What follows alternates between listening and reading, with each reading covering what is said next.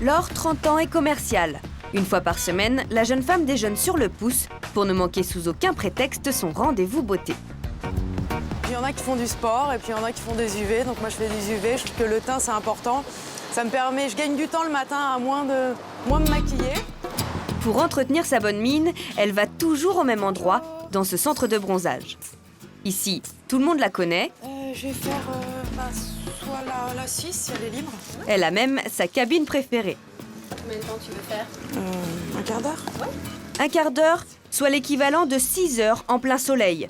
Quand on fait des UV, il est obligatoire de porter des lunettes protectrices. Laure a sa paire attitrée. C'est parti pour 15 minutes d'UV, un moment de bien-être pour la jeune femme.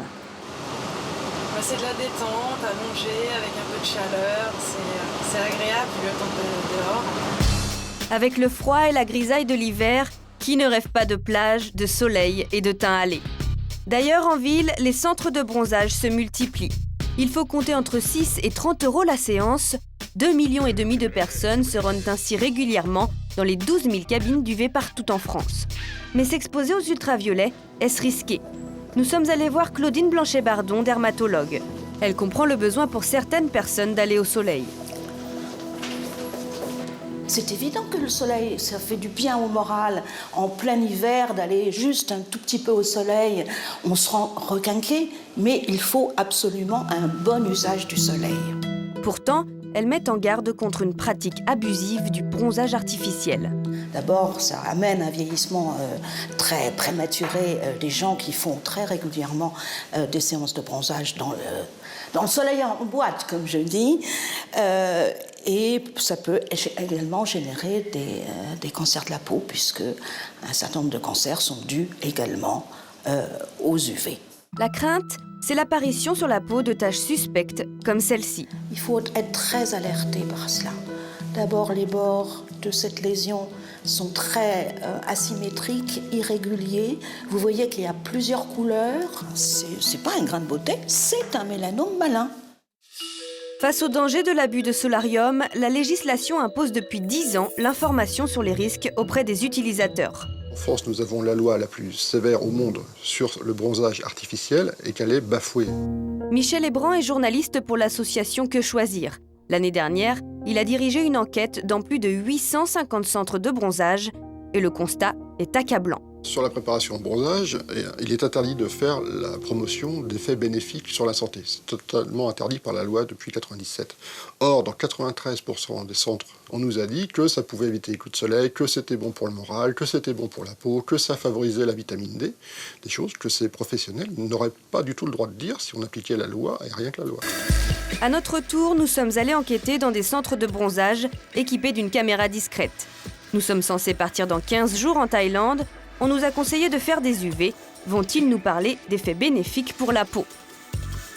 Même si on a la peau mate, on prend toujours des coups de soleil. On les voit peut-être pas forcément, mais la peau elle en prend un sacré coup. Donc vaut mieux préparer sa peau, c'est une très bonne idée. C'est faux. En aucun cas, les UV ne préparent la peau au bronzage. Ça ne prépare rien, ça n'empêchera pas les coups de soleil. Le soleil en boîte vient se rajouter au soleil et aux UV qu'on reçoit habituellement l'été ou toute l'année. Ça entame le capital soleil. Nous visitons ensuite un autre centre. Ici, les arguments de vente sont incroyables. Les dangers pour la peau sont totalement écartés. Le soleil que vous allez recevoir dans nos UV n'est pas nocif. Et tout ce qu'on dit que c'est cancérigène, ça n'a jamais été prouvé scientifiquement. Et puis en plus, ça va vous faire du bien. Ça a été prouvé scientifiquement, ça, par contre, que c'est antidépressif. La chaleur. Pire encore, la vendeuse ne nous indique pas directement les précautions à prendre. Nous posons la question, mais elle n'est pas très loquace. Précautions respectées ou c'est bon? Là, tout est écrit dans les cabines, vous laissez ça venir. La vendeuse est supposée nous informer des dangers de certains médicaments qui pourraient provoquer des réactions avec les UV. Moi, je fais du traitement et il y avait écrit ne pas faire d'UV, j'ai fait des UV, mais Elle minimise les risques d'effets secondaires, une aberration, alors que le mélange UV-médicaments fait partie des précautions de base à respecter. Selon les dernières enquêtes, plus de la moitié des centres de bronzage artificiel manqueraient à leur devoir d'information. Autre point important de la loi, l'âge des utilisateurs. À gauche, voici Sarah, 17 ans, à droite Lola, 15 ans. Nous entrons dans le premier institut. Pour les UV, d'accord. Vous avez quel âge? 15. D'accord. Et l'hiver. Le vendeur a le bon réflexe, il demande leur âge. En fait, les UV sont interdits aux mineurs. Vrai, la loi est stricte sur ce point, pas d'UV pour les mineurs. Pourtant, malgré l'interdiction, d'autres centres sont moins regardants. Sur les 4 que nous avons testés, 3 ont accepté nos mineurs. Pour Laure, c'est la fin de la séance. C'est bon.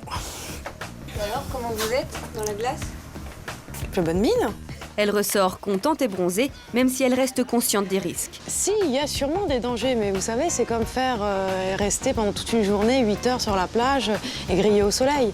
J'arrive ici, je peux pas en faire dans la même journée. Si demain j'ai envie de revenir, elle a ma carte et elle saura que je suis venue et elle me dira non. Donc que je veuille ou je veuille pas, à un moment donné, j'ai quelqu'un qui met une barrière entre le danger et moi. Puis à la semaine prochaine. Résumons. Si comme Laure, vous ne pouvez pas résister aux UV, attention aux doses. Les dermatologues préconisent de se limiter à une dizaine de séances par an.